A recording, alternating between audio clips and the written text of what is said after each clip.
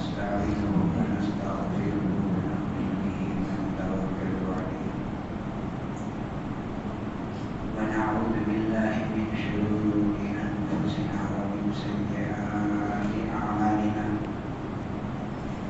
من يهده الله فلا مضل له ومن يضلله فلا هادي له ونشهد أن لا إله إلا الله وحده لا شريك له ونشهد أن سيدنا ونبينا ومولانا محمدا عبده ورسوله أرسله الله تعالى إلى كافة الناس بشيرا ونذيرا وداعيا إلى الله بإذنه وسراجا منيرا صلى الله تعالى على خير خلقه محمد وعلى آله وصحبه أجمعين وعلى من تبعهم بإحسان ودعا بدعوته إلى يوم الدين أما بعد فأعوذ بالله من الشيطان الرجيم بسم الله الرحمن الرحيم لا يغتب بعضكم بعضا أيحب أحدكم أن يأكل لحم أخيه ميتا فكرهتموه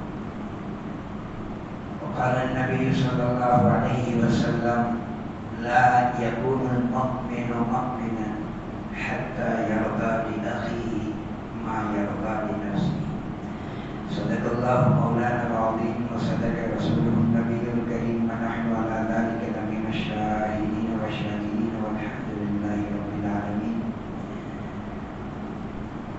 محترم بھائیو بزرگ اور دوستو، اس سے پہلے یہ بات آپ کے سامنے آ چکی ہے کہ مشہور محدث امام ابو داؤد سجستانی رحمۃ اللہ علیہ، انہوں نے 5 لاکھ احادیث کے ذخیرے میں سے 5 لاکھ احادیث پاک کا ذخیرہ ان کے پاس موجود تھا، ان میں سے منتخب فرما کر 4800 احادیث اپنی معروف و مشہور اور شاہکار کتاب ابو داؤد شریف میں نقل فرمائے. 4800 5 لاکھ احادیث میں سے. پھر ان 4800 احادیث میں سے صرف اور صرف 4 احادیث کا انتخاب فرمائے، اور ان 4 احادیث کا انتخاب فرمانے کے بعد انہوں نے فرمایا کہ یکفی الانسان بدینہ من ذالک 4 احادیث. انسان کے دین کی حفاظت کے واسطے اور انسان کے دیندار بننے کے واسطے یہ 4 حدیثیں کافی ہیں. انسان کے دیندار بننے کے واسطے اور اس کے دین کی حفاظت کے واسطے یہ 4 حدیثیں کافی ہیں. ان میں سے پہلی اور دوسری حدیث کا ذکر آپ کے سامنے آ چکا ہے. پہلی حدیث اللہ کے رسول صلی اللہ تعالیٰ علیہ وسلم کا یہ فرمان انما الاعمال بالنیات وانما لامرئ ما نوى. انسان کے سارے اعمال کا دار و مدار اس کی نیت پر ہے اور انسان کو اس کی نیت ہی کا صلہ اور بدلہ ملتا ہے. ومن كانت هجرته الى الله ورسوله فكانت هجرته الى الله ورسوله. اپنے وطن کو چھوڑ کر کوئی آدمی دوسرے وطن جاتا ہے، اللہ اس کے رسول کے واسطے وطن چھوڑتا ہے، ہجرت کرتا ہے. جیسے صحابہ کرام نے اور اللہ کے رسول صلی اللہ تعالیٰ علیہ وسلم نے مکہ چھوڑ کر مدینہ طیبہ ہجرت فرمائی یہ اللہ کی خاطر. مکہ میں رہتے ہوئے دین پر چلنا ان کے لیے ممکن نہیں تھا، تو ایسی جگہ کے اوپر جہاں پر رہ کر آدمی دین پر آسانی کے ساتھ عمل کر سکے، وہاں منتقل ہو جائے. یہ ہجرت اللہ اس کے رسول کے لیے. تو فمن كانت هجرته الى الله ورسوله فكانت هجرته الى الله ورسوله. اللہ اس کے رسول کی خاطر، اللہ اس کے رسول کو راضی کرنے کی خاطر دین پر عمل کرنے کے واسطے کوئی آدمی اپنے وطن کو چھوڑ کر دوسرے وطن جاتا ہے تو اس کا اجر و ثواب اس کو ملے گا. اور ومن كانت هجرته الى دنیا يصيبها ولا امرأة يتزوجها فهجرته الى ما هاجر اليه. اور کوئی آدمی اپنے وطن کو چھوڑ کر دوسرے وطن اور دوسرے ملک میں اللہ اس کے رسول کی خاطر نہیں جاتا ہے، وہاں اس لڑکی سے شادی کرنے کا ارادہ ہے، چھوٹا سا یہاں سے وہاں جاتا ہے، یا کمانے کے لیے جاتا ہے، دنیا کمانے کے لیے جاتا ہے، تو اللہ کے رسول نے فرمایا فہجرته الى ما هاجر اليه. جس مقصد کے واسطے اس نے ہجرت کی وہ مقصد اس کا حاصل ہوگا، اجر و ثواب کچھ بھی نہیں ملے گا. اس حدیث کے اوپر میں پہلے گفتگو کر چکا ہوں. اور دوسرے نمبر کی حدیث اس کے اوپر بھی بات آ چکی ہے.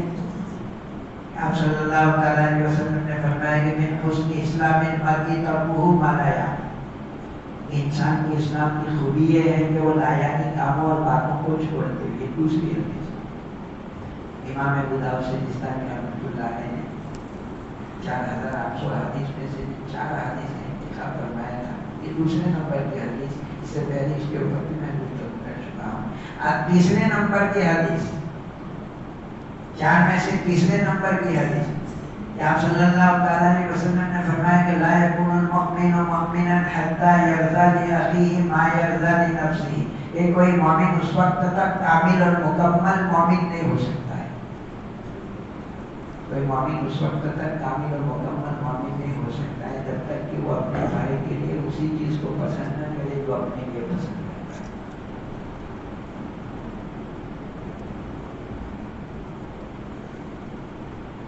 مومن کے ایمان میں کمال اسی وقت پیدا ہوگا. مومن کا ایمان کامل و مکمل ہی اس وقت ہوگا.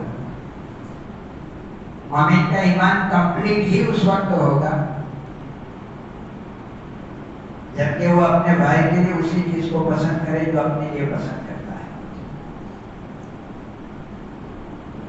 کون ایمان والا بندہ ہے تو اس بات کو نہیں چاہتا ہو کہ اس کا ایمان کامل و مکمل ہو. ہر ایمان والا بندہ چاہے گا اس کے ایمان میں کمال پیدا ہو، اس کا ایمان کامل و مکمل ہو.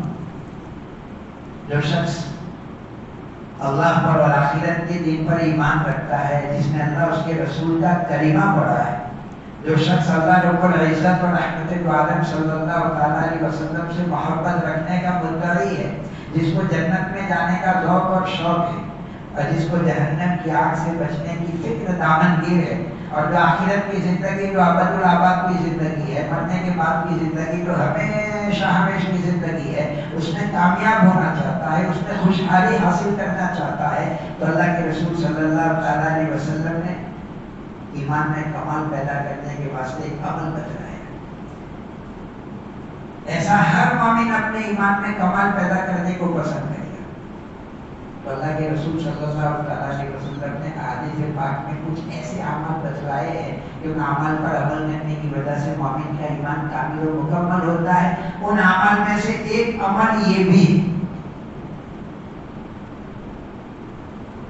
کچھ اعمال اللہ کے رسول صلی اللہ علیہ وسلم نے حدیث پاک میں ایسے بتلائے ہیں کہ ان عمل پر عمل کرنے سے مومن کا ایمان کامل و مکمل ہوتا ہے.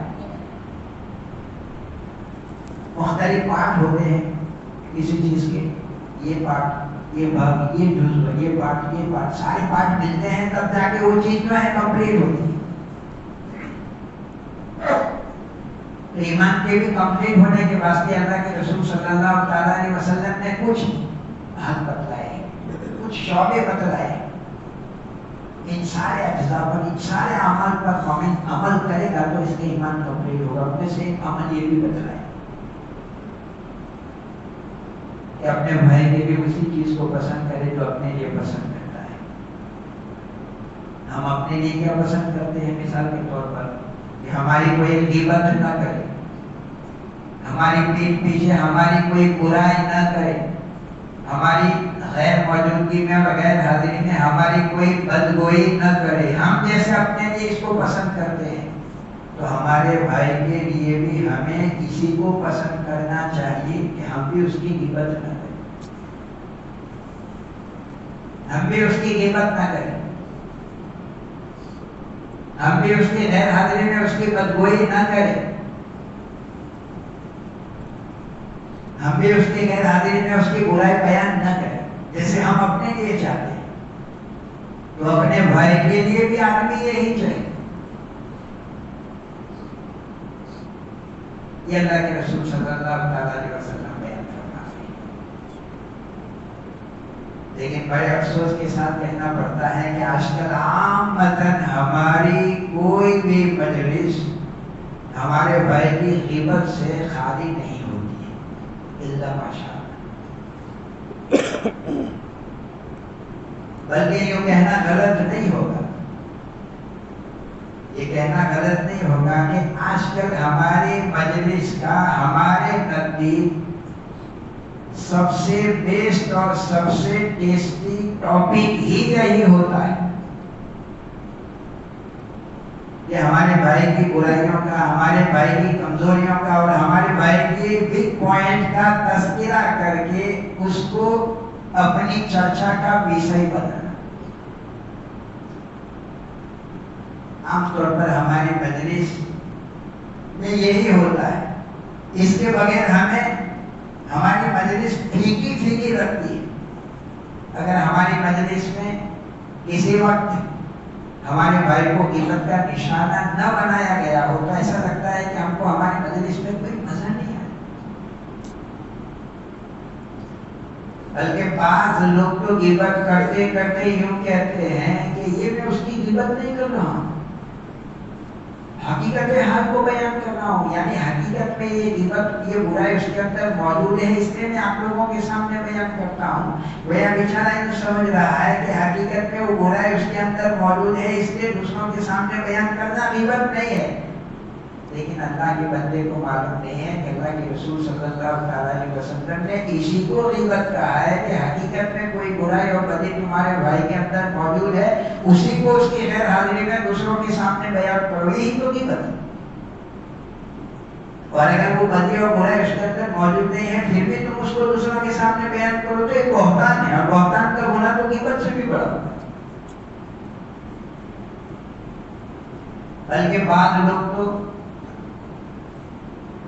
بہادری کا مظاہرہ فرماتے ہوئے یہاں تک کہتے ہیں کہ میں اس کی اس بدی اور برائی کو ابھی تو اس کی غیر حاضری میں تمہارے سامنے بیان کر رہا ہوں، لیکن یہ بات تو میں اس کے منہ پر بھی کہہ سکتا ہوں.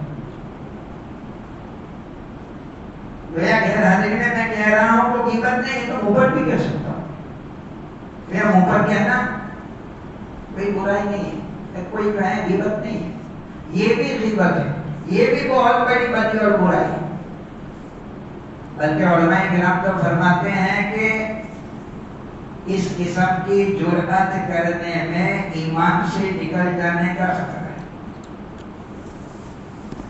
کیونکہ جس چیز کی حرمت نص قطعی سے ثابت ہو، جس کا حرام ہونا قرآن پاک کی آیت سے ثابت ہو، اس کو ہلکا سمجھنا، اس کو سنگین نہ سمجھنا اور اس کے بارے میں کوئی ایسی کامنٹ کرنا جس سے یہ مترشح ہو رہا ہو کہ وہ اس گناہ کے ارتکاب میں جرأت اور دلیری دکھا رہا ہے، تو ایمان سے نکل جانے کا. کیونکہ غیبت کا حرام ہونا قرآن پاک سے ثابت ہے. اللہ تبارک و تعالیٰ نے قرآن میں فرمایا کہ لا یغتب بعضکم بعضا ایحب احدکم ان یأکل لحم اخیہ میتا، میں سے کوئی ایک دوسرے کی غیبت نہ کرے. کیا تم اپنے مردار بھائی کا گوشت کھانا پسند کرو گے؟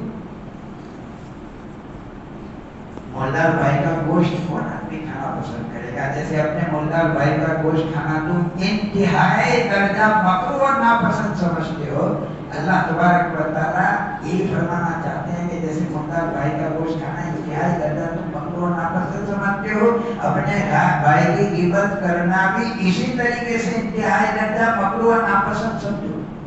جیسے گوشت کا، اور وہ بھی مردار کا، اور مردار بھی اپنا بھائی، اس کو جیسے تم انتہائی درجہ ناپسند کرتے ہو، اپنے کسی مسلمان بھائی کی غیبت کرنے کو بھی اسی طریقے سے انتہائی درجہ ناپسند سمجھو. حدیث پاک میں آتا ہے اللہ کے رسول صلی اللہ علیہ وسلم کے زمانے میں دو عورتوں نے روزہ رکھا تھا. روزہ رکھنے کی وجہ سے وہ لبے دم پہنچ گئی، مرنے کے قریب پہنچ گئی. یہ روزہ ان کے لیے ناقابل برداشت ہو گیا. صحابہ کرام نے اللہ کے رسول صلی اللہ علیہ وسلم کے سامنے عرض کیا. اللہ کے رسول نے فرمایا ان کو بلاؤ میرے پاس. ان دونوں عورتوں کو اللہ کے رسول صلی اللہ علیہ وسلم کی خدمت میں حاضر کیا. اللہ کے رسول صلی اللہ علیہ وسلم نے حقیقت حال کو سے معلوم کیا. معلوم کرنے کے بعد اللہ کے رسول نے فرمایا کہ ایک کشت لے آؤ, ایک طبق لے آؤ. ایک طبق منگوایا اور فرمایا کہ اس میں طے کرو, الٹی کرو اس میں. انہوں نے الٹی کی تو بدبودار گوشت کے ٹکڑے نکلے. الٹی کی تو بدبودار گوشت کے ٹکڑے نکلے. اللہ کے رسول نے فرمایا کہ تم نے اپنے بھائی کی غیبت کی ہے روزے کی حالت میں, اسی وجہ سے تم لبے تک پہنچ گئے ہو. اور یہ جو غیبت کی ہے تمہارے بھائی کی, مردار بھائی کا گوشت کھانے کے برابر ہے, اسی کے ٹکڑے تمہارے اندر سے نکل رہے ہیں. ایک بہت بڑے تابعی حضرت ربیعی رحمۃ اللہ علیہ, ان کے واقعے ان کے بارے میں بھی لکھا ہے کہ وہ فرماتے ہیں کہ ایک مرتبہ اپنے گھر سے باہر نکلا, دوستوں کی مجلس جمی ہوئی تھی. میں نے چاہا کہ چلو تھوڑی دیر دوستوں کے ساتھ میں بیٹھا. چنانچہ وہاں پر گیا. تھوڑی دیر کے بعد میں کسی کی غیبت شروع ہو گئی. عام طور پر ایسے ہوتا ہے, کچھ دوست ملتے ہیں تو غیبت شروع ہو جاتی ہے. غیبت شروع ہو گئی تو میں نے ٹوکا,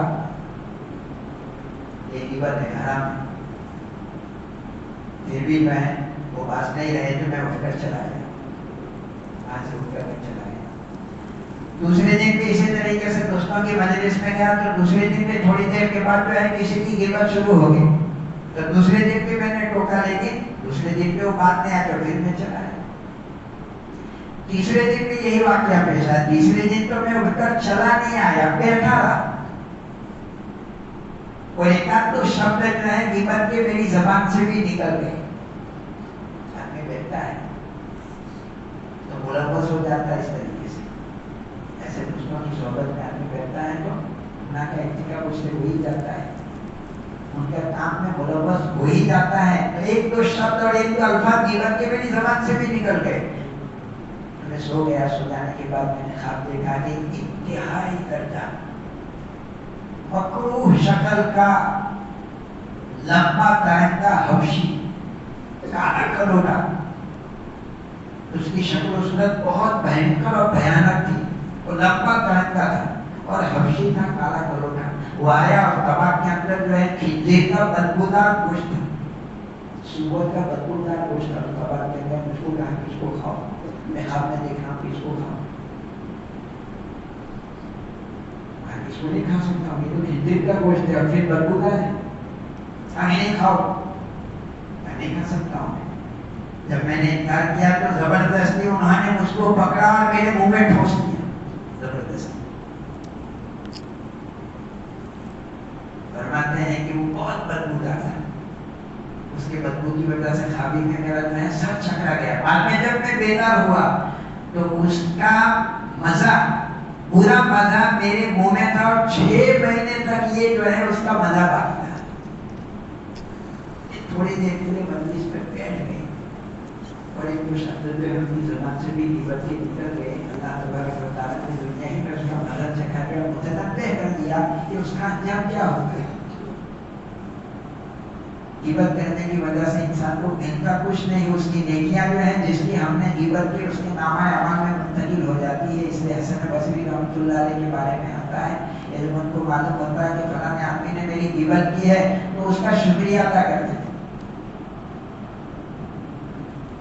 کسی نے پوچھا کہ حضرت اس نے آپ کی غیبت کی ہے, ناراض ہونے کے بجائے آپ اس کا شکریہ ادا کرتے ہیں. تو فرمایا کہ اس وجہ سے کہ وہ اپنی نیکیاں میرے نامہ اعمال میں میرے کھاتے میں منتقل کر رہا ہے, تو میرا بھلا کر رہا ہے, میرا اس کو فائدہ پہنچا ہے. اس لیے امام ابو حنیفہ رحمۃ اللہ علیہ بھی فرمایا کرتے تھے کہ اگر میں کسی کی غیبت کروں تو میری ماں کی کروں. ان کیس اگر کسی کی غیبت کروں تو میری ماں کی کروں تاکہ میری نیکیاں میری ماں کے کھاتے میں جائے. دوسرے کی غیبت کروں گا تو میری نیکیاں دوسرے کے کھاتے میں جائے. فائدہ کچھ نہیں ہوتا ہے. وہ ہماری نیکیاں جو ہے خامخواہ دوسرے کے کھاتے میں نامہ اعمال میں منتقل ہو جاتی ہے. اس لیے اللہ کے رسول صلی اللہ علیہ وسلم نے جو فرمایا کہ لا یکون المؤمن مؤمنا حتی یرضى لأخیہ ما یرضى لنفسہ. اپنے لیے اپنے بھائی کی دوسری چیز کو پسند کرو جو اپنے لیے پسند کرتا ہے. آدمی اپنے لیے پسند کرتا ہے کہ میری جو ہے پیٹھ پیچھے میری کوئی غیبت نہ کرے, تو ہم بھی اپنے بھائی کی غیبت نہ کریں. اس لیے اسی طریقے سے ہم اپنے اس بات کو پسند کرتے ہیں کہ کوئی ہماری عزت کے اوپر پٹا نہ لگاوے، ہماری عزت اور آبرو کے اوپر کوئی دھبا نہ لگاوے، ہماری آبرو ریزی نہ کرے۔ تو ہمیں بھی اپنے مسلمان بھائی کی عزت پر کوئی دھبا نہیں لگانا چاہیے۔ مسلمان بھائی کے لیے بھی ہمیں اسی بات کو پسند کرنا چاہیے کہ اس کی عزت آبرو کے اوپر ہمیں کوئی پٹا نہیں لگانا چاہیے، اس کی عزت کی دھجیاں نہیں اڑانی چاہیے۔ جب ہم اپنے لیے اس بات کو پسند کرتے ہیں تو اپنے بھائی کے لیے بھی اسی بات کو پسند کرنا چاہیے، تبھی جا کے ہمارے ایمان میں کمال پیدا ہو سکتا ہے۔ اللہ تبارک و تعالیٰ کے نزدیک ایک مومن کی عزت بہت ہی زیادہ اس کی اہمیت ہے۔ اللہ تبارک و تعالیٰ کے نزدیک مومن کی عزت کی اتنی اہمیت ہے، اس کا اندازہ اس بات سے لگا سکتے ہیں کہ اللہ کے رسول صلی اللہ تعالیٰ علیہ وسلم نے حجۃ الوداع کے موقع پر آخری حج کے اللہ کے رسول صلی اللہ تعالیٰ علیہ وسلم نے، اور آپ کو معلوم تھا کہ 2-3 مہینے کے بعد میں اس دنیا سے رخصت ہونے والا ہوں، صحابہ کرام کے درمیان میں میری موجودگی نہیں ہوگی، اس لیے حجۃ الوداع کے موقع پر اللہ کے رسول صلی اللہ تعالیٰ علیہ وسلم نے بہت لمبا خطبہ دیا، بہت لمبی تقریر فرمائی، بہت اہم باتیں بتلائی، قیامت تک کے لیے مفید اور کام آنے والی بات۔ صحابہ کرام کے سامنے بیان فرمایا، اس کے بعد 20,000 صحابہ کرام اس وقت موجود تھے۔ اللہ کے رسول چاہتے تھے کہ 2-3 مہینے کے بعد میں اس دنیا سے رخصت ہونے والا، کچھ مفید باتیں قیامت تک کام آنے والی میں ان کے گوشت گزار کر دوں، صحابہ کرام دوسروں کو پہنچائیں گے۔ اس لیے وہی بھی فرمایا تھا فَلْيُبَلِّغِ الشَّاهِدُ الْغَائِبَ، یہاں پر جتنے بھی لوگ ہیں میری باتیں دوسروں کو پہنچا دیں، وہ دوسروں کو پہنچائیں گے، وہ دوسروں کو پہنچائیں گے، وہ دوسروں کو پہنچائیں گے۔ قیامت تک اس طریقے سے لوگ میری باتوں کو دوسروں تک پہنچاتے ہیں۔ بہت اہم باتیں اس وقت اللہ کے رسول نے حجۃ الوداع کی خطبے میں بیان فرمائی تھی۔ اس میں ایک بات یہ بھی فرمائی کہ اللہ کے رسول صلی اللہ تعالیٰ علیہ وسلم نے صحابہ کرام سے پوچھا کہ ایُّ بلد ھذا، یہ کون سا شہر ہے؟ صحیح بات ہے کہ وہ مکہ تھا، مکہ ہی میں تھے، حج کے بعد آدمی مکہ ہی جاتا ہے۔ ایُّ بلد ھذا، یہ کون سا شہر ہے؟ تو صحابہ کرام نے سوچا کہ سب جانتے ہیں کہ مکہ شہر ہے، اس کے باوجود بھی اللہ کے رسول صلی اللہ تعالیٰ علیہ وسلم اس کا نام اس کا مطلب یہ ہو سکتا ہے کہ اللہ کے رسول اس شہر کا جو نام ہے اس کے علاوہ کوئی دوسرا نام بتلائے، جس کرنے سے کوئی کچھ نہیں بولا۔ تو خود اللہ کے رسول نے فرمایا کیا یہ مکہ شہر نہیں ہے؟ تو پھر فرمایا کہ ایُّ شہر ھذا، یہ کون سا مہینہ ہے؟ سب جانتے تھے کہ وہ ذی الحجہ کا مہینہ ہے، اس کو ذی الحجہ کے مہینے میں ہوتا ہے، ذی الحجہ کا مہینہ ہے، اس لیے صحابہ کرام نے سوچا وہ معلوم ہے کہ ذی الحجہ کا مہینہ ہے، اس کے باوجود بھی اللہ کے رسول پوچھتے ہیں، اس کا مطلب ہے کہ اللہ کے رسول اس مہینے کا نام کوئی دوسرا نام جو ہے بتلائیں گے، اس لیے کوئی کچھ نہیں بولا۔ تو فرمایا کہ کیا یہ ذی الحجہ کا مہینہ نہیں ہے؟ کہا کہ ہاں ذی الحجہ کا مہینہ ہے۔ کہا ایُّ یوم ھذا، یہ کون سا دن ہے؟ سب جانتے تھے کہ وہ عرفہ کا دن تھا، وہی دن اللہ کے رسول نے بہترین اور قیمتی باتیں ارشاد فرمائی تھی۔ سب جانتے کہ عرفہ کا دن، اس نے ہمیں کوئی کچھ نہیں بولا، تو خود اللہ کے رسول نے فرمایا کہ عرفہ کا دن نہیں ہے، فرمایا کہ ہاں یہ عرفہ ہی کا دن۔ شہر کے بارے میں پوچھا، مہینے کے بارے میں پوچھا، دین کے بارے میں پوچھا۔ تین باتیں پوچھنے کے بعد اللہ کے رسول صلی اللہ علیہ وسلم نے فرمایا دماؤکم واموالکم واعراضکم حرام علیکم کحرمت بلدکم ھذا وشہرکم ھذا ویومکم ھذا۔ ایک مسلمان کے لیے دوسرے مسلمان کا خون، ایک مسلمان کے لیے دوسرے مسلمان کا مال، اور ایک مسلمان کے لیے دوسرے مسلمان کی عزت اور آبرو ایسی ہی حرام ہے جیسے مکہ محترم ہے۔ مکہ شہر کو اللہ تبارک و تعالیٰ نے جیسے محترم بنایا ہے، مکہ شہر کو اللہ تبارک و تعالیٰ نے جیسا محترم بنایا ہے۔ قرآن پاک میں اللہ تبارک و تعالیٰ نے مکہ کے آسمان جو حرم کا باغ اور اس کے بارے میں فرمایا کہ ومن دخلہ کان آمنا، جو اس حرم میں داخل ہو جائے گا وہ حفظ و امان میں آ جائے گا۔ علماء کرام نے فرمایا کہ حرم سے باہر کوئی آدمی کسی کو قتل کر کے حرم میں گھس جائے تو حرم میں اس سے قصاص بھی نہیں دیا جائے گا، جب تک حرم سے باہر نہ نکلے حرم میں اس کا خون نہیں بہائیں گے۔ حرم میں جو آ جاتا ہے وہ اللہ تبارک و تعالیٰ کی حفظ و امان میں آ جاتا ہے. اتنا محترم بنایا اللہ تبارک و تعالیٰ نے مکہ مکرمہ. یزید کے زمانے میں حضرت عبداللہ ابن زبیر رضی اللہ تعالیٰ عنہ نے یزید کے ہاتھ کے اوپر بیعت نہیں کی تھی، تو یزید نے جو ہے عمر ابن سعید جو مدینہ کا والی تھا اس کو حکم دیا کہ مکہ کے اوپر چڑھائی کرو. عبداللہ ابن زبیر کو زیر کرنے کے واسطے عمر ابن سعید کو کہا. یزید کا ملک شام کا تھا، عمر ابن سعید جو ہے مدینہ کا والی اور گورنر تھا، تو اس نے عمر ابن سعید کو لکھا کہ تم مدینہ سے لشکر لے کر چڑھائی کرو مکہ کے اوپر عبداللہ ابن زبیر رضی اللہ تعالیٰ عنہ کو زیر کرنے کے لیے. تو عمر ابن سعید جو ہے لشکر لے کر جانے لگا تو صحابی رسول حضرت ابو شریح بدوی رضی اللہ تعالیٰ عنہ نے فرمایا عمر ابن سعید کو یہ امیر آپ مجھے اجازت دیتے ہیں کہ میں آپ کے سامنے کچھ باتیں کرنا چاہتا ہوں. کہا کہ کہو. تو فرمایا کہ حجۃ الوداع کے موقع پر اللہ کے رسول صلی اللہ علیہ وسلم نے جو خطبہ دیا تھا اس میں اللہ کے رسول نے فرمایا کہ ان مکہ حرمها اللہ ولم يحرمها الناس. یہ مکے کو اللہ نے محترم بنایا ہے، لوگوں نے محترم نہیں بنایا ہے. من كان يؤمن بالله واليوم الآخر فلا يسفك بها دما ولا يعضد بها شجرة. جو اللہ پر اور آخرت کے دن پر ایمان رکھتا ہے اس کے لیے جائز نہیں ہے کہ وہاں پر کسی کا خون بہاوے، اور وہاں خون بہانے کی بات تو بہت دور کی ہے. انسان کی جان تو وہاں پر محفوظ ہو ہی جاتی ہے. جانور کے بارے میں بھی فرمایا کہ وہاں پر کسی جانور کا بھی شکار نہیں کر سکتے. جانور کو جانور، جمادات کسی درخت اور پودے کو بھی نہیں کاٹ سکتے، اس کو بھی ہندو امان. حرم شریف کے اندر کسی درخت کو اور پودے کو بھی کاٹنا جائز نہیں. کوئی کاٹے گا تو دم آئے گا اس کے اوپر. کسی جانور کا یا پرندے کا شکار کرے گا تو اس کے اوپر دم آئے گا. اتنا امن والا شہر. اس لیے اللہ کے رسول صلی اللہ علیہ وسلم نے فرمایا کہ مکہ جس طریقے سے محترم ہے،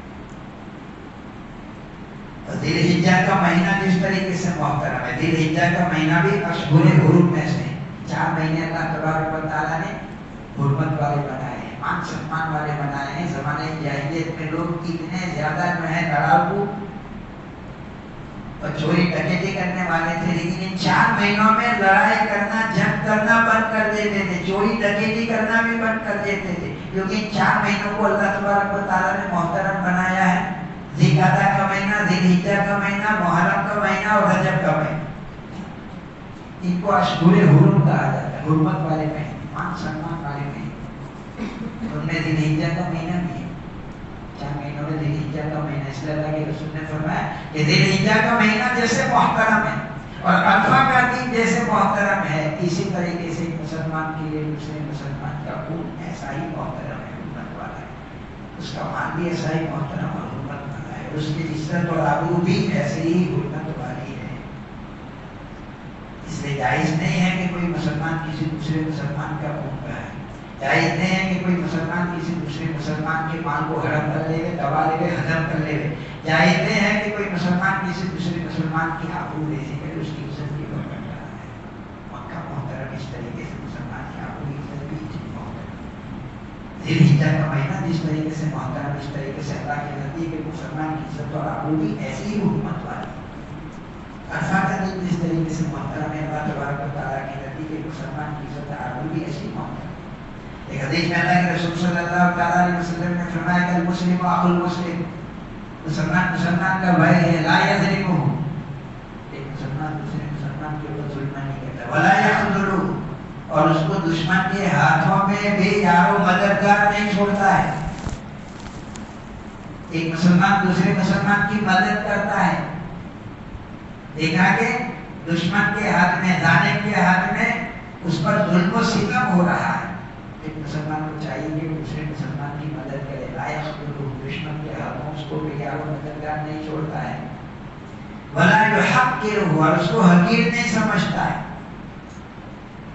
اس کو حقیر و ذلیل نہیں سمجھتا ہے. کیونکہ اللہ کے رسول نے 3 مرتبہ سینے کی طرف اشارہ کر کے فرمایا التقوی ہاہنا، التقوی ہاہنا، التقوی ہاہنا. تقوی جو ہے دل میں ہوتا ہے.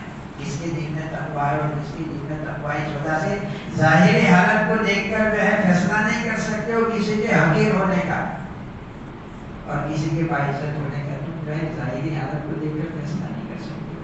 ظاہری حالت کے اعتبار سے ایک آدمی کا خستہ حال ہوتا ہے، پراگندہ حال اور پراگندہ بال ہوتا ہے، لیکن ایسے آدمی کے بارے میں اللہ کے رسول صلی اللہ تعالیٰ علیہ وسلم نے فرمایا کہ بہت سے اشخاص اکبر پراگندہ حال اور پراگندہ بال لوگوں کے دروازے پر جائے تو کوئی بھی اپنا دروازہ اس کے لیے کھولنے کے لیے تیار نہیں ہے. کسی کی لڑکی کا جو ہے نکاح کا پیغام دے رہے تو کوئی بھی ان کے نکاح کے پیغام کو قبول کرنے کے لیے تیار نہیں ہے. کسی کی سفارش کرے تو کوئی بھی اس کی سفارش قبول کرنے کے لیے تیار نہیں ہے. لوگوں کی نظر میں وہ ایسے حقیر ہے، لیکن اللہ تبارک و تعالیٰ کی نظر میں وہ ایسے باعزت ہے کہ اگر کسی بات کے اوپر قسم کھا لے تو اللہ بھی ان کی قسم پوری کرے. بظاہر وہ حقیر معلوم ہوتا ہے، اس لیے تقویٰ ہونا کس کے دل میں تقویٰ ہے تمہیں کیا پتا؟ ظاہری حالت کو روک کر دیکھ کر تو کسی مسلمان کو حقیر کیسے سمجھ سکتے ہیں؟ بحسب امرئ من الشر ان يحقر اخاه المسلم. آگے فرمایا کسی مسلمان کے شر اور برا ہونے کے لیے اتنی بات کافی ہے کہ وہ کسی مسلمان کو حقیر سمجھے. کسی مسلمان کے برا ہونے کے لیے اتنی بات کافی ہے کہ وہ کسی دوسرے مسلمان کو حقیر سمجھے. پھر وہی بات فرمائے کہ کل المسلم علی المسلم حرام دمہ و مالہ، کہ ہر مسلمان پر دوسرے مسلمان کا خون بھی حرام ہے، مال بھی حرام ہے، اس کی عزت آبرو بھی حرام ہے. بلکہ ایک حدیث میں اللہ کے رسول صلی اللہ تعالیٰ علیہ وسلم نے فرمایا کہ سود، انٹرسٹ، اس کے سکے سے زیادہ اجزاء اور بھاگ ہیں، دروازے ہیں. سود کے انٹرسٹ کے، بیاج کے 70 سے زیادہ دروازے اور بھاگ ہیں. ان میں سے ادنا دروازہ، چھوٹا سا دروازہ، چھوٹا بھاگ اپنی ماں سے ایمان کی حالت میں زنا کرنے کے برابر ہے. اپنی ماں سے کوئی آدمی زنا کرے وہ کتنا برا ہے. سود کھانا اور سودی ویوہار میں جو ہے مبتلا ہونا، اور وہ بھی جو ہے ایک بھاگ کے برابر، وہ اتنا ہی برا ہے جیسے ایمان کی حالت میں کوئی آدمی اپنی ماں سے زنا کرے. فرمایا کہ درہم، سود کا ایک درہم 36 مرتبہ زنا کرنے سے بھی بدتر ہے. سود کا اور بیاج کا ایک درہم کوئی آدمی کھاتا ہے تو 36 مرتبہ زنا کرنے سے بھی بدتر ہے. پھر آگے فرمایا کہ سب سے بدترین سود، سب سے زیادہ سخت ترین سود اور سب سے بڑا سود ہے اپنے مسلمان بھائی کی آبرو بیچ کرنا. یہ سب سے بڑا سود ہے. اس سود کا ایک دن ہم 36 مرتبہ زنا کرنے سے برا ہے، لیکن اس سے زیادہ بری بات یہ ہے کہ کوئی مسلمان کے ایک مسلمان آبرو بیچے کہ اس کی عزت یہ پر کرتا ہے. اس لیے حضرت عمر بن الخطاب رضی اللہ تعالیٰ عنہ نے کعبۃ اللہ کی طرف جو ہے نگاہ اٹھا کر فرمایا کہ ایک کعبہ وہ اللہ تبارک و تعالیٰ کے نزدیک بہت محترم ہے. کعبۃ اللہ کتنا محترم ہے.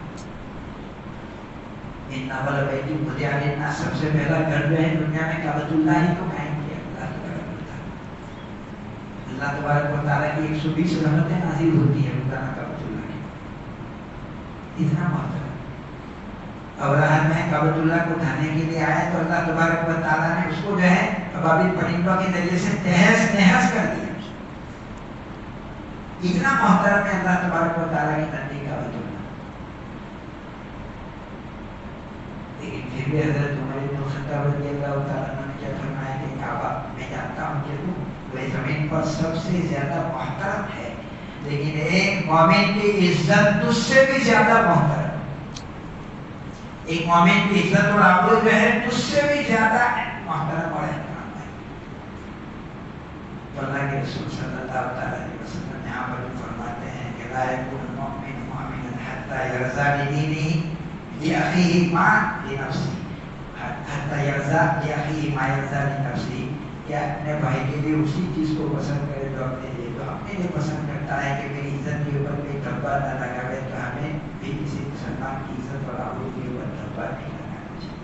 تب جا کے ہمارے ایمان میں کمال پیدا ہو سکتا ہے. ہم تو چاہیں کہ ہماری عزت کے جو ہے کوئی آدمی آبرو ریزی نہ کرے اور دوسروں کی عزت کے ہم جو ہے دھجیاں اڑاتے رہیں تو کیسے ایمان میں کمال پیدا ہو سکتا ہے. اسی طریقے سے مثال کے طور پر ہم سے اگر کوئی ایسا گناہ صادر ہو گیا جو بدنامی کا باعث بن سکتا ہے، ہم سے کوئی ایسا گناہ ہو گیا، ایسی بھول ہو گئی جس کی وجہ سے لوگوں میں ہم بدنام ہو سکتے اور بدنامی کا باعث بن سکتا ہے، تو ہم کیا چاہتے ہیں کہ ہم سے یہ گناہ ہو گیا ہے، ہم سے ایسی حرکت صادر ہو گئی ہے، تو لوگ جو ہے چورے اور چغلے کے اوپر اس کا چرچا کر کے چوراہے پر ہمارا بھاگنا نہ پھوڑے، ہماری اس حرکت اور گناہ کی وجہ سے لوگ ہم کو تانا نہ دے، ہم کو آگ نہ دلائے، تو ہمیں بھی اگر ہمارے مسلمان بھائی سے ایسا کوئی گناہ ہو گیا ہے اس کو بدنام نہیں کرنا چاہیے، اس کو آگ نہیں دلانی چاہیے، اس کو تانا نہیں دینا چاہیے، ہم چاہتے ہیں ہمارے مسلمان بھائی کے لیے بھی ہمیں یہی نہ چاہنا چاہیے۔ اللہ کے رسول صلی اللہ تعالیٰ علیہ وسلم حدیث پاک میں ارشاد فرماتے ہیں کہ من عیر اخاہ بذنب قد تاب منہ لم یمت حتی یعملہ، کہ کوئی اپنے مسلمان بھائی سے کوئی گناہ ہو گیا ہے، اس گناہ سے اس نے توبہ کر لی ہے، پھر بھی اگر تم اس کو اس گناہ کے اوپر آگ دلاتے ہو تو مرنے سے پہلے اللہ اسی گناہ میں تمہیں بھی مبتلا کرے، مرنے سے پہلے اسی گناہ میں اللہ تبارک و تعالیٰ تمہیں بھی مبتلا کریں گے۔ آگ دلانا اور تانا دینا اصلاح کے لیے کوئی بات کہنا نہیں بات ہے، آگ دلانا اور تانا دینا حقیر سمجھ کر اس کے لیے وہی اللہ کے رسول نے بیان فرمائی کہ مسلمان سے اگر کوئی ایسی حرکت صادر ہو گئی ہے، کوئی ایسا گناہ جو ہے اس کے وجود میں آیا ہے جس کی وجہ سے لوگوں میں بدنامی کا خطرہ اور اندیشہ ہے، تو اس کو تانا نہ دو کہ شرم نہیں آتی تم نے ایسا کیا، تمہیں شرم نہیں آتی ایسا گناہ کرتے ہوئے، تانا تو اللہ تمہیں بھی مبتلا کرے۔ یہ حدیث ترمذی شریف میں ہے، اور ہم نے ہمارے پڑھنے کے زمانے میں ترمذی شریف جو ہے شرح طریقت محبوب العلماء والصلحاء عارف باللہ حضرت اقدس مفتی احمد صاحب خانپوری دامت برکاتہ سے پڑھی، جب یہ حدیث آئی تو انہوں نے اپنا خود کا واقعہ بیان فرمایا، اپنا خود کا واقعہ بیان فرمایا کہ وہاں ڈابیل میں ایک طالب علم میں ایک بچے نے میرے ساتھ نماز پڑھی تو اس کے منہ سے بدبو آ رہی تھی، اس کے منہ سے بدبو آ رہی تھی، تو میں نے ناگواری کا اظہار کرتے ہوئے بدبوئے آگ دلانے میں اس کو کہا شرم نہیں آتی تو منہ صاف نہیں کرتا ہے، تیرے منہ سے کتنی بدبو آ رہی ہے، نماز نہیں پڑھی جاتی ہے مجھ سے، اتنی بدبو جو ہے تیرے منہ سے آ رہی ہے۔ فرمایا کہ دوسرے دن میرے منہ سے ایسی ہی بدبو آ رہی ہے، حضرت نے مجھے سنایا اس وقت آپ کے پاس پڑھ رہے، دوسرے دن میرے منہ سے ایسی ہی بدبو آ رہی تھی جیسے میں نے اس کی بدبو کو جو ہے سنا تھا۔ اللہ تبارک و تعالیٰ سے توبہ کی، اس سے بھی معافی کی تب تاکہ میرے منہ سے کیونکہ وہ تانا دینے کے قابل نہیں، گنہگار جو ہے وہ تانا دینے کے قابل نہیں، گناہ سے نفرت کرنا چاہیے، گنہگار سے نفرت کرنے کا حکم نہیں ہے۔ جیسے کوئی اپنے جسمانی بیماری میں مبتلا ہے، گنہگار روحانی بیماری میں مبتلا ہے، تو کوئی اپنے جسمانی بیماری میں مبتلا ہے تو ہم بیماری سے نفرت کرتے ہیں، بیمار سے نفرت نہیں کرتے، بیمار سے تو ہمدردی کرتے ہیں، ڈاکٹر کے پاس اس کو لے جاتے ہیں، دوا دارو علاج اس کا کراتے ہیں تاکہ کسی بھی طریقے سے اس کی بیماری دور ہو۔ دور دراز اگر علاج کرنے والا کوئی ڈاکٹر ہے تو پیسے خرچ کر کے دور دراز وہاں پر اس کے پاس اس کو لے جاتے ہیں تاکہ اس کی بیماری کا علاج ہو۔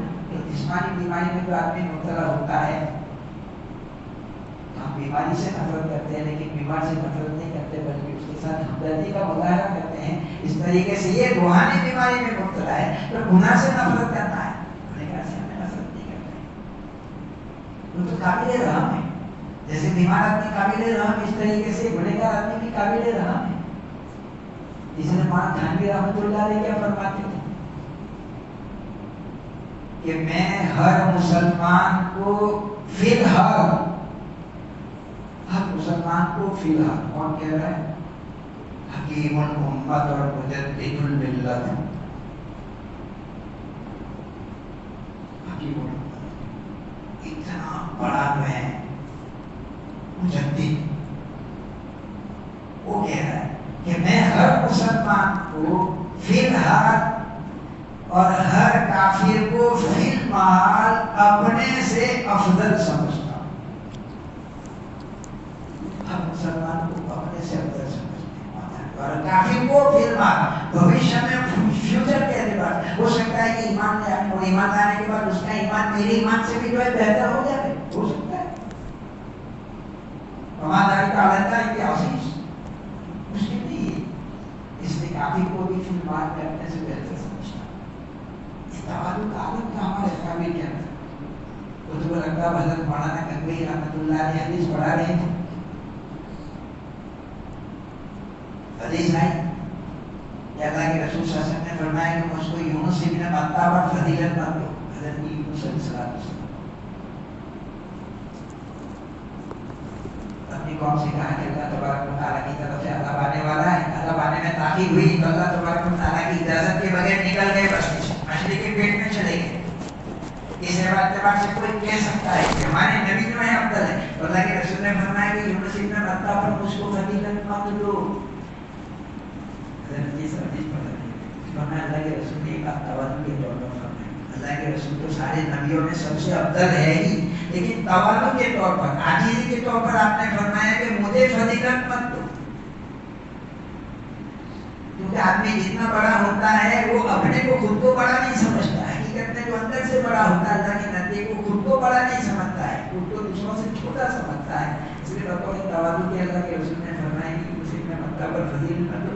تو شاگردوں کو سمجھ میں نہیں آ رہا تھا کہ جب اللہ کے رسول کا سارے نبیوں سے افضل ہونا مسلم ہے, حقیقت ہے, تو پھر اللہ کے رسول بطور تواضع کی یہ بات کیسے کہہ سکتے ہیں کہ صرف مکہ پر مجھ کو فضیلت مت دو. تو حضرت نے کیا فرمایا, تھوڑی دیر میں اپنی گردن جھکا دی. گردن جھکانے کے بعد پھر اپنا سر اوپر اٹھایا, فرمایا کہ مجھ کو سچا سمجھتے ہو کہ نہیں سمجھتے. میں کوئی بات تمہیں کہوں تو تم اس کو سچ سمجھو گے کہ نہیں سمجھو. فرمایا کہ حضرت آپ کوئی بات کہیں اور اس کو سچ نہ سمجھے کیسے ہو سکتا ہے. کبھی بھی میں آپ کے بارے میں جھوٹ کا آپ نے تجربہ کیا ہی نہیں, آپ کو بھی آپ نے نہیں کہا سمجھا. آپ جو بات کہیں گے وہ 100% صحیح ہوگی. تو فرمایا کہ اچھا قسم کھا کر میں کوئی بات کہوں تو تمہیں اللہ اکبر بغیر قسم کے اگر آپ کوئی بات کہو تو 100% نہیں 1000% وہ بات سچی ہوگی. اب قسم کھا کر کہو تو کوئی سوال بھی پیدا نہیں ہوتا اس کے جدا ہونے کا. قسم کھا کر اگر آپ کوئی بات کہیں تو اس کی جدا ہونے کا کوئی سوال پیدا نہیں ہوتا. تو کہا میں قسم کھا کر کہتا ہوں کہ میں تم سب لوگوں کو اپنے سے افضل سمجھتا ہوں. خود کو لگتا ہوں جن کے بارے میں آتا ہے کہ ایک مرتبہ انہوں نے کھیت میں دانا جو ہے کھانے والے کوے کے بارے میں حلال ہونے کا فتویٰ دیا تھا. تو کسی نے اعتراض کیا کہ آج تو کوے بھی حلال ہو گئے, کل چیل بھی حلال ہو جائے گی. آج تو کوے بھی حلال ہونے کا فتویٰ, کل چیل بھی حلال ہو جائے گی. تو سائنس توکل شاہ رحمۃ اللہ علیہ بہت بڑے نئے اللہ والے گزرے, ہم سے کسی نے کہا کہ مولانا گنگوئی رحمۃ اللہ علیہ نے کوے کے حلال ہونے کا فتویٰ دیا ہے, آپ کی کیا رائے ہے؟ کہا میری رائے پوچھتے ہو. مولانا گنگوئی رحمۃ اللہ علیہ کو مسجد نبوی علیہ صاحب الصلوۃ والسلام میں ممبر رسول کے اوپر بیٹھ کر اللہ کے رسول کے سامنے لوگوں کو فتویٰ دیتے ہوئے میں نے دیکھا ہے. اگر ان کا فتویٰ غلط ہوتا تو اللہ کے رسول کے سامنے فتویٰ دیتے ہوئے میں نے ان کو دیکھا ہے. وہ شخصیت کیوں کہہ رہی ہے, قسم کھا کر کہہ رہی ہے اپنے شاگردوں کو, پڑھنے والوں. آج کوئی ہے ایسا مولوی جو اپنے پاس پڑھنے والوں کی کر لے کے میں آپ ہم سے افضل ہے.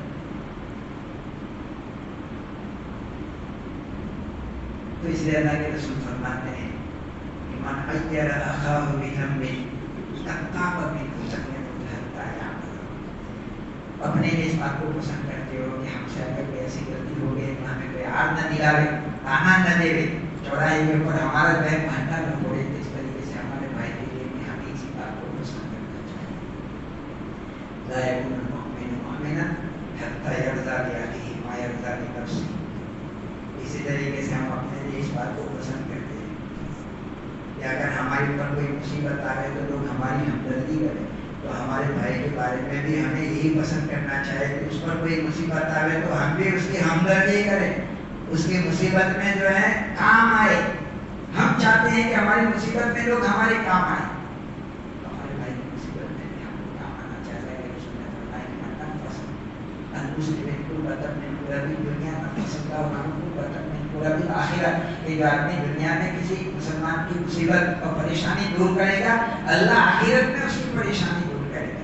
واللہ فی عون العبد ما کان العبد فی عون اخیہ. جب کوئی مسلمان دوسرے مسلمان کی مدد میں ہوتا ہے تو اللہ اس کی مدد میں ہوتے ہیں.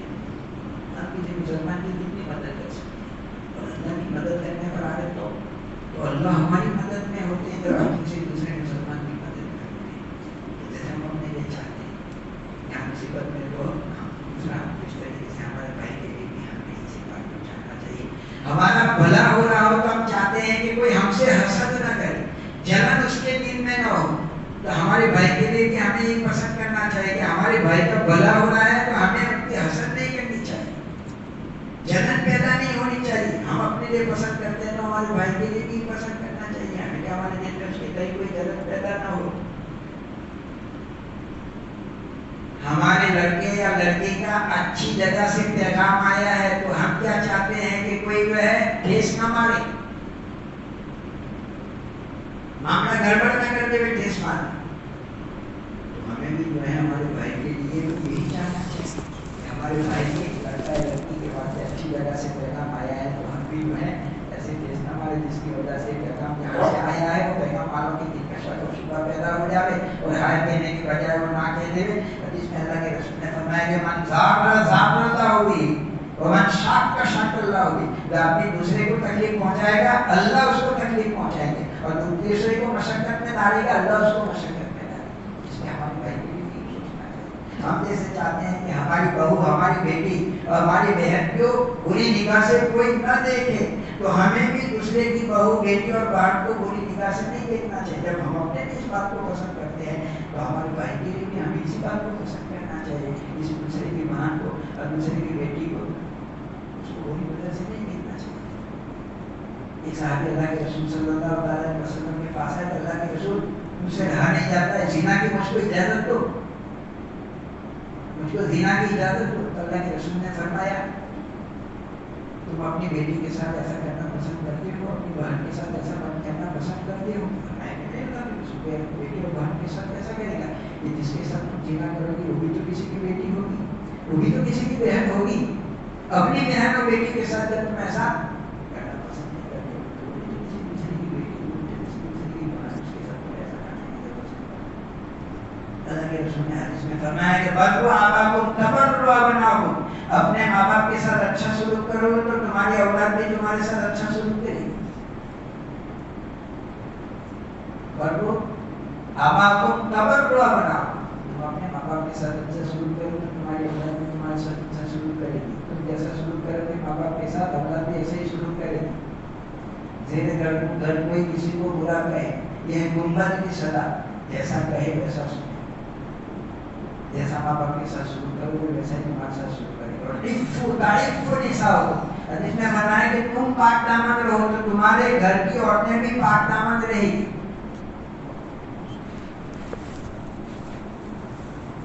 تم تو پاک دامن رہنا نہیں چاہتے اور ہمارے گھر کی عورتیں پاک دامن رہیں.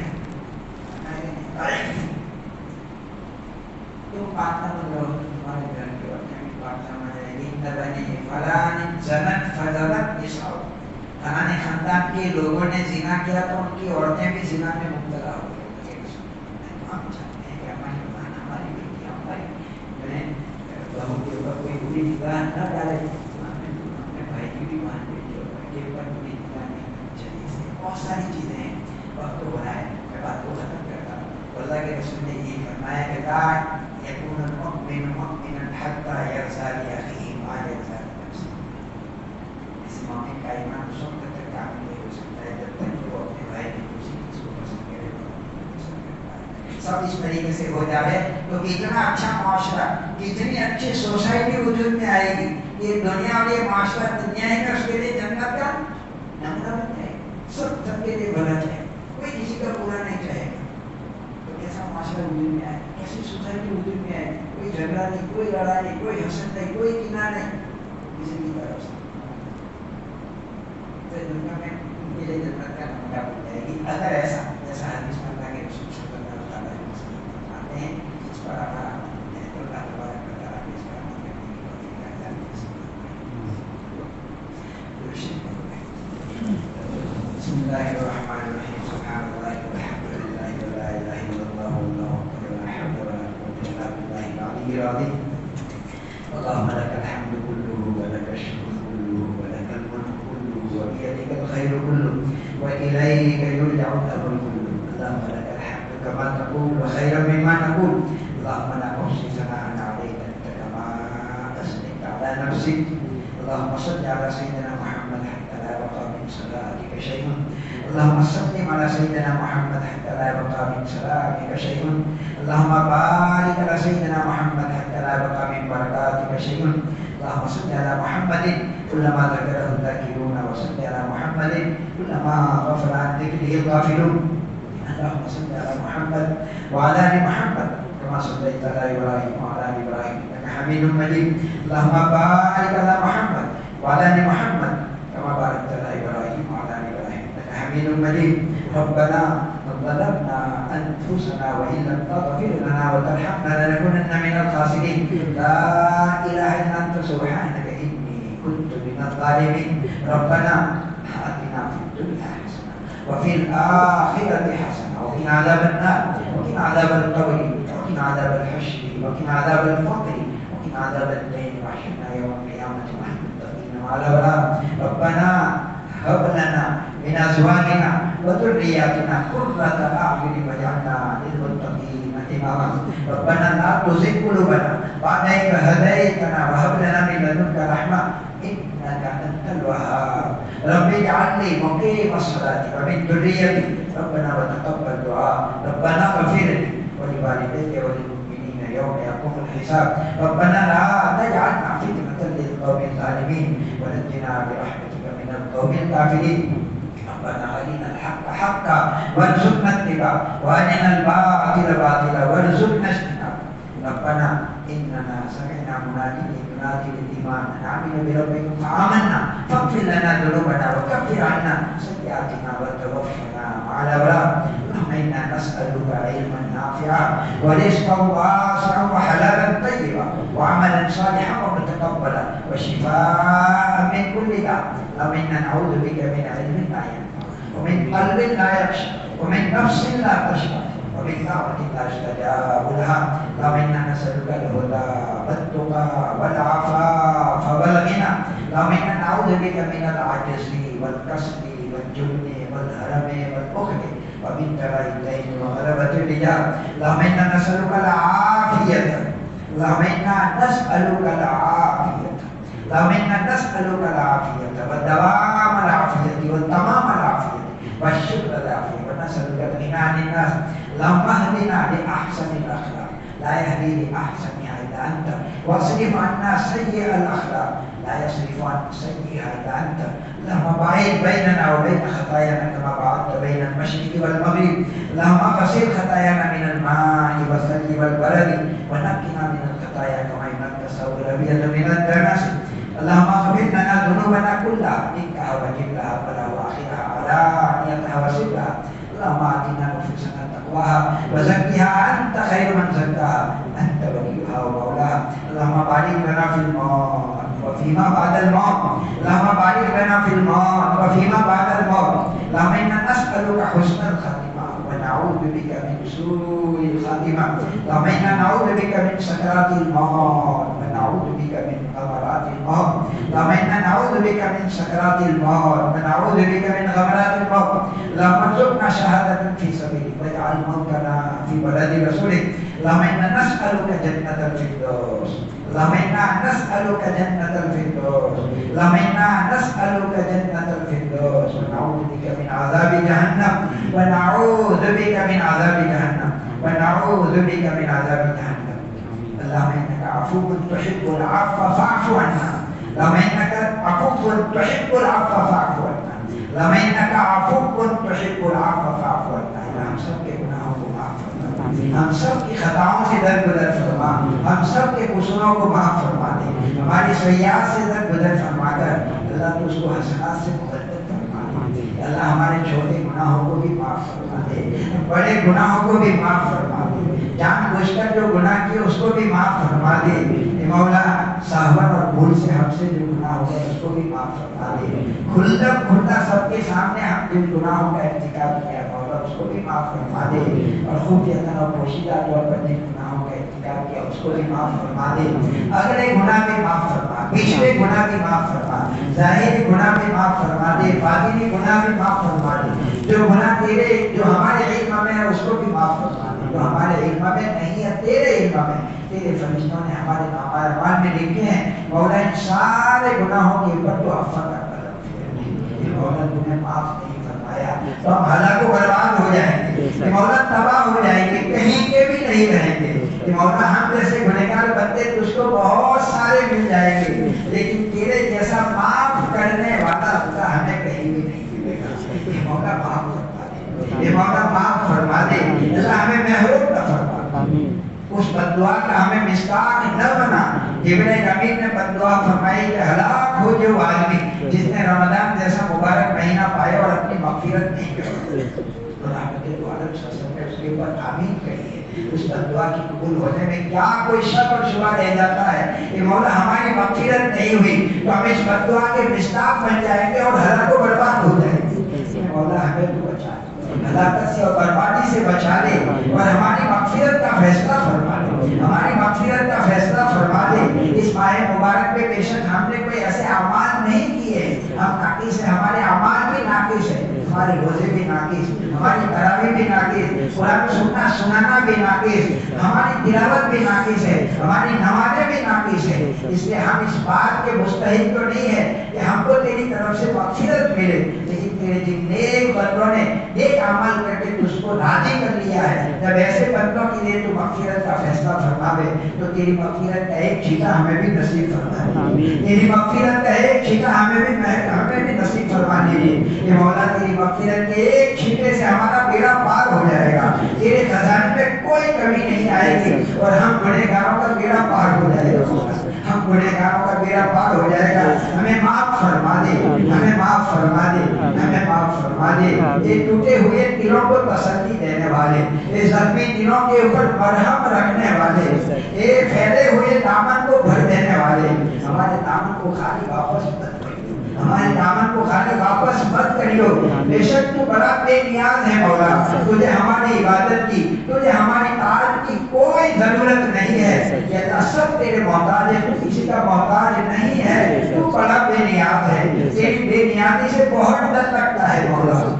बलराम बाहुरा की 500 साल की इबादत को तुझे ठोकर मारी, बलराम बाहुरा ने 500 साल इबादत की और हम जैसे नाकिस इबादत नहीं, कामिल इबादत करने वाला और 500 साल की इबादत ऐसा तुमने ठोकर मार दी। हमारे पास तो कोई इबादत नहीं है, न सही नमाज़ें हमारे पास है, न सही रोजे हमारे पास है, न सही सदका और ज़कात हमारे पास है, न सही हज और उम्रा हमारे पास है, न सही तिलावत हमारे पास है, न सही दुआएं हमारे पास है, कोई काम हमारा सही नहीं है। हम नाकिस, हमारे अमाल में नाकिस है, ऐसी कोई इबादत नहीं हमारे पास जो तेरे दरबार में पेश कर सके।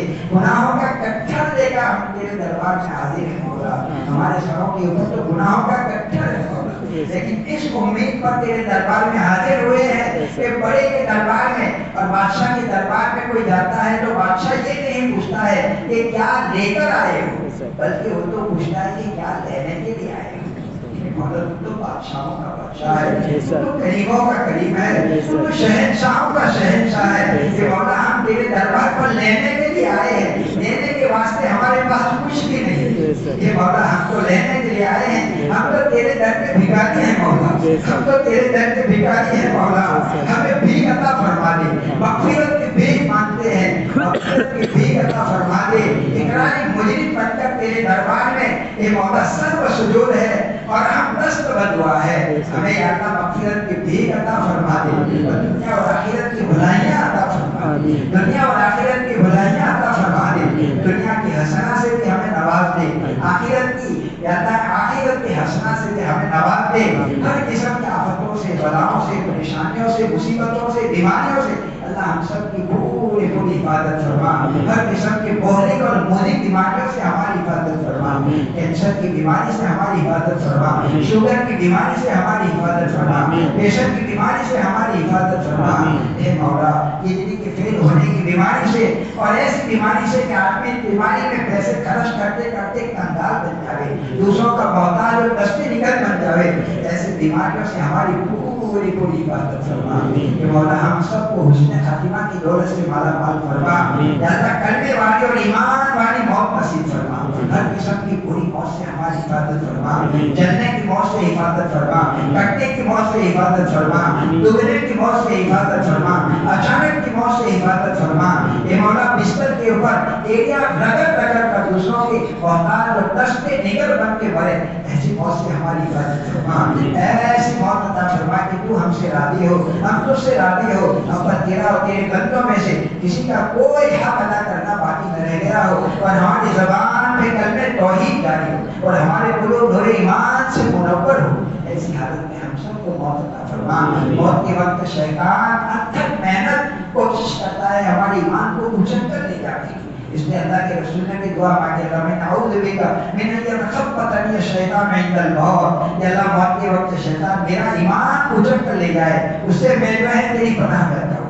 मौला अल्लाह के रसूल ये दुआ करते हैं। कौन से दरख्त की बोली है, हम भी मौला शैतान की शरारत से, उस वक्त की शैतान की शरारत से हम तेरी पनाह में आते हैं। अल्लाह हमारे ईमान की हिफाजत फरमाइयो। ऐसा ना हो कि पूरी जिंदगी हमारा किया कराया अकारत जाए। तू तो बड़ा बेनियाज है, तुझे हमारे ईमान की कोई जरूरत नहीं है, लेकिन हमें जरूरत है मौला हमारे ईमान की हिफाजत फरमाइयो। और उससे पहले मौत की तैयारी करने की तौफीक बनावत फरमा। मौत के बाद गुस्ल किए जाने से पहले गुस्ले तौबा से हमें पाको साफ हो जाने की तौफीक बनावत फरमा। मौत के बाद कफन पहनाए जाने से पहले लिबास तकवा से हम सबको आरास्ता फरास्ता होने की तौफीक बनावत फरमा। मौला कब्र के अज़ाब से हमारी हिफाजत फरमा। अमाल और असबाब की वजह से अज़ाब कब्र होता है, उससे हमारी हिफाजत फरमा। अल्लाह कब्र आखिरत की मंजिलों में से पहली मंजिल है, बड़ी खतरनाक मंजिल है। हज़रत उस्मान इब्न अफ़्फ़ान जब कब्र को देखते तो इतना रोते कि दाढ़ी मुबारक आंसुओं से तर हो जाती। पूछने पर बतलाया कि आखिरत की मंजिलों में से पहली मंजिल है और बड़ी खतरनाक मंजिल है, जो इस मंजिल में फंस जाता है क्या मंजिलें उसके लिए बहुत कठिन हो जाती है। अल्लाह हमारी आखिरत की इस पहली मंजिल को हमारे लिए आसान कर दे। वो रोजाना ऐलान करती है कि मैं तन्हाई का घर हूँ, मैं तंगी का घर हूँ, मैं वहशत का घर हूँ। अल्लाह कब्र की तंगी में हमारे लिए वसअत का सामान पैदा फरमा दीजिए, कब्र की वहशत में हमारे लिए कुछ का सामान पैदा फरमा दीजिए। मैदान हश्र की होलनाकियों से हमारी हिफाजत फरमा, मैदान हश्र की रुसवाइयों से हमारी हिफाजत फरमा।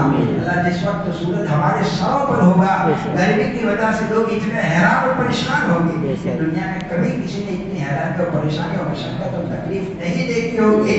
हे मौला उस वक्त कुछ लोग एक वक्त और सादतमंद लोग तेरे अर्श के साए में होंगे। मौला हमको भी तेरे अर्श का साया नसीब फरमा, तेरे अर्श का साया हमें भी नसीब फरमा दे। इन अमाल से तेरे अर्श का साया नसीब होता है, तो अमाल करना हमारे लिए आसान फरमा दीजिए। तेरे हबीब पाक सल्लल्लाहु अलैहि वसल्लम को हम सब के हाथ में सिफारिश की इजाजत में अमल फरमा। और एक अवसर का जाम जनाब नबी पाक सल्लल्लाहु अलैहि वसल्लम की दस्तयाब से हम सब को अता फरमाने का फैसला फरमा। जिस वक्त नामाए अमाल उड़ा दिए जाए, हमारा नामाए अमाल दाहिने हाथ में अता फरमा। ये मौला जिस वक्त मिजान अमल में हमारे अमाल तोले जाए, हमारी नेकियों के पलड़े को झुका देना, जहन्नम के अज़ाब से हमारी हिफाजत फरमा। जन्नतुल फिरदौस में हम सब को आला मकाम अता फरमाने का फैसला फरमा।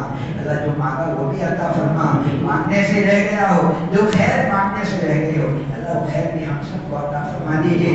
अल्लाह के रसूल सल्लल्लाहु अलैहि वसल्लम ने जितनी भी खैर मुझसे मांगी है, उनमें हमारा हिस्सा मुकद्दर फरमा। और जितने शुरू से पनाह मांगी है, इन तमाम शुरू फितन से हम सब की पूरी पूरी हिफाजत फरमा। हमारी दुआओं को अपने फजल व करम से और जनाब नबी पाक सल्लल्लाहु अलैहि वसल्लम के सदक़े में और खुलफाए राशिदीन और अशरे मुबशरा और गज़वे बदर में शरीक होने वाले 313 सरफरोश मुजाहिदीन के सदक़े में अल्लाह हमारी दुआओं को कबूल फरमा। आमीन। रब्बना तक़ब्बल मिन्ना इन्नका अंतस समीउल अलीम व तुब अलैना मौलाना इन्नका अंतत तव्वाबुर रहीम। व सल्लल्लाहु अलैहि